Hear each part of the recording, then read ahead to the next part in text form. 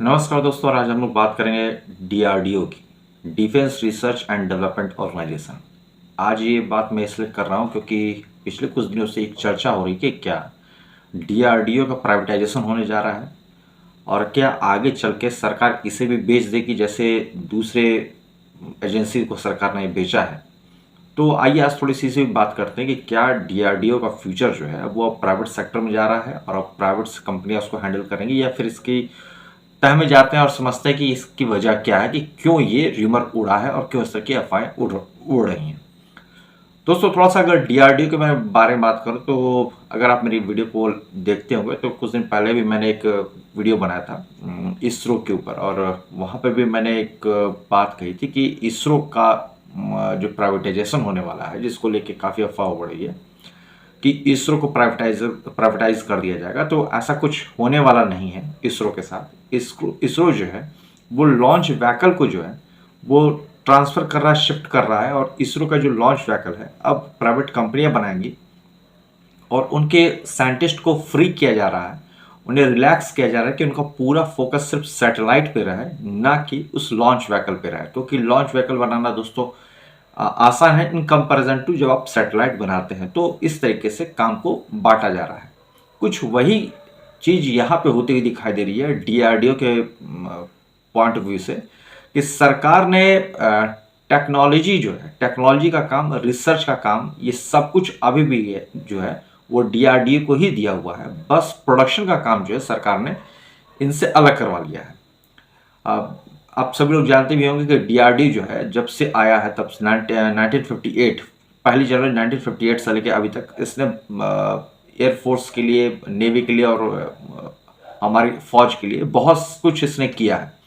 चाहे अग्नि की बात कर लें, चाहे पिनाका की बात कर लें, चाहे आप पृथ्वी की बात कर लें, या फिर रडार सिस्टम की बात कर लें, अभी दिव्यास्त्र जो इस पे काम चल रहा है, तो इनके पास काम की कमी नहीं है दोस्तों। लेकिन प्रॉब्लम बस यही होती है कि इतना ज़्यादा इनके पास काम है, इतना ज़्यादा इन्हें रिसर्च करना होता है और नए नए टेक्नोलॉजी पे काम करना होता है कि इन्होंने अपने प्रोडक्शन लाइन को शिफ्ट कर दिया है। जैसे कि पिनाका जो है, पिनाका को इसने ये इन्होंने दे दिया है लार्सन एंड ट्यूब्रो कंपनी को। उसी तरीके से अगर रडार सिस्टम की बात करें तो उसको दे दिया गया है टाटा को, कि टाटा जो है अब ये टाटा एडवांस सिस्टम लिमिटेड जो है अब ये जो है ये रडार का काम देखेगा। तो कुछ कुल मिला के अगर आप देखेंगे तो यहाँ पे प्राइवेटाइजेशन नहीं किया गया है, काम को बांट दिया गया है, ताकि जो हमारे साइंटिस्ट हैं, चूंकि इनके लगभग 41 लेबोरेटरीज है डीआरडीओ की पूरे भारत में, और अगर 5 यंग लेबोरेटरीज को भी अगर आप जोड़ देते हैं तो कुल 41 से 46 के बीच में इनकी लेबोरेटरीज है। वहां पे साइंटिस्ट पूरी तरीके से अपना फोकस रखें टेक्नोलॉजी अपग्रेडेशन में, टेक्नोलॉजी का एडवांसमेंट में, न्यू रिसर्च में, इनोवेशंस में, उसी पे इनका ध्यान रहे। बाकी प्रोडक्शन लाइन को इन्होंने बाहर कर दिया है, और ठीक भी है, अच्छा भी है, गुड इनिशिएटिव भी है। इसके साथ साथ जो मुझे लगता है कि इन्होंने ये बेहतर इसलिए भी किया है, एक अगर आने वाले समय में जो जियो पॉलिटिक्स मुझे दिख रही है, और जिस तरीके से पूरा का पूरा जियो पॉलिटिकल मुझे दिख रहा है वर्ल्ड का, अगर भारत के साथ किसी कंट्री के साथ ठन जाती है, किसी कंट्री के साथ कुछ ऐसा हो जाता है कि भाई अब तो सामने वाले को निपटाना है, तो उस कंडीशन में भारत का जो प्रोडक्शन लाइन है वो रुकने वाला नहीं है। मास लेवल पे प्रोडक्शन होता रहेगा, चाहे वो मिसाइल की बात कर लें, चाहे वो वेपन्स की बात कर लें, चाहे कुछ भी आप आर्म्स एमिनिशंस की बात कर लें। तो ये प्रोडक्शन यूनिट जो है वो अपना काम करते रहेंगे, बिकॉज उनके पास जो टेक्नोलॉजी है वो डीआरडीओ उनको मिलती रहेगी और वो प्रोडक्शन करते रहेंगे।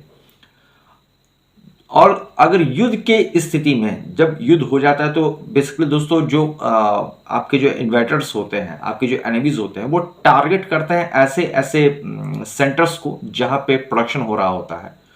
तो अगर 41 लैब के ऊपर खतरा आता भी है तो बाकी जो हमारी प्राइवेट कंपनीज के जो मैन्युफैक्चरिंग यूनिट हैं वो कम से कम प्रोडक्शन अपना करते रहेंगे, और एमिनेशंस की, आर्म्स की कोई कमी नहीं होगी ड्यूरिंग द वॉर।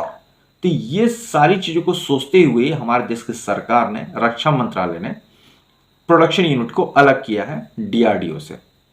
हालांकि ये जो एजेंसी है डिफेंस मिनिस्ट्री के अंदर आती है डीआरडीओ, और इसका काम जो है टॉप लेवल पे है, इसमें कोई दो राय नहीं है। आकाश हो, चाहे अग्नि हो, चाहे पृथ्वी हो, चाहे जो भी आप देख लें, पिनाका से लेकर सब कुछ इन्होंने बेहतर ही बनाया है। और आने वाले समय में इनका जो दिव्यास्त्र है जिसपे ये अभी काम कर रहे हैं, तो वो भी नो डाउट दोस्तों वो तो तहलका मचा देगा। तो ये सारी जो चीज़ें हैं इसीलिए इसको अलग किया गया। अदरवाइज डीआरडीओ का बेसिकली देखा जाए तो कोई प्राइवेटाइजेशन होने वाला नहीं है, ना इसका हो रहा है ना इसरो का हो रहा है। तो इनका प्राइवेटाइजेशन नहीं होने वाला है। हाँ, सरकार की कहीं ना कहीं कुछ नीतियाँ ऐसे होती हैं जिसको लेके आम जनता में रोष पैदा हो जाता है। अभी यूजीसी वाला मामला तो गड़बड़ी चल रहा है उधर, लेकिन हर जगह सरकार गलत पॉलिसी लेके आई है, गलत कर रही है, ऐसा कुछ नहीं है। बाकी इनके जो सिस्टम है वो अपने तरीके से सही काम कर रहे हैं। तो आई थिंक कि अभी एक क्लियरिफिकेशन आप लोग को हो गया होगा कि डीआरडीओ का प्राइवेटाइजेशन नहीं हो रहा है। तो मिलते हैं फिर नए किसी विषय पर चर्चा करने के लिए। तब तक के लिए धन्यवाद। जय हिंद, वंदे मातरम दोस्तों।